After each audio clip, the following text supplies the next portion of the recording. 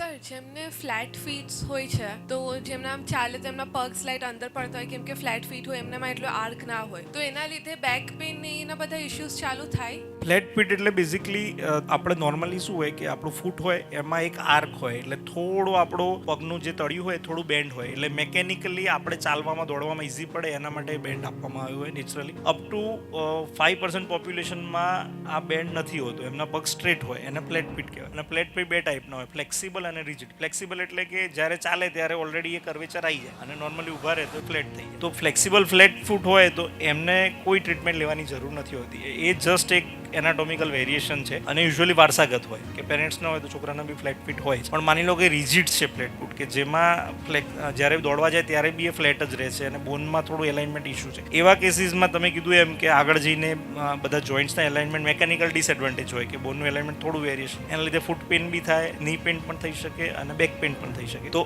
એને ગ્રોઈંગ એજમાં જો આપણને ખ્યાલ આવે તો એના માટે આપણે એક સ્પેસિફિક શૂઝ બનાવતા હોઈએ છીએ, સોલ હોય તો એનાથી એ ઇમ્પ્રૂવ થાય. પ્લસ એક્સરસાઇઝ હોય છે અને માની લો બહુ વધારે છે તો એવા કેસમાં સર્જિકલ કરેક્શન કરવું પડતું હોય છે. અને બીજું એક એનું એક્ઝામ્પલ આપું કે અત્યારે આપણા વર્લ્ડના ફાસ્ટેસ્ટ રનર એટલે કે હુસેન બોલ્ટ એમને પોતે ફ્લેટ ફૂટ છે. એટલે કે ફ્લેટ ફૂટ એ કોઈ ટાઈપનું કોઈ એવું ડિસએડવાન્ટેજ નથી. ફ્લેટ ફૂટ સાથે બી તમે નોર્મલ લાઈફસ્ટાઈલ, સ્પોર્ટ્સ એક્ટિવિટી બધું જ કરી શકે. પણ જો રિજિડ છે ફ્લેટ ફૂટ તો એવામાં ટ્રીટમેન્ટની જરૂર પડે છે.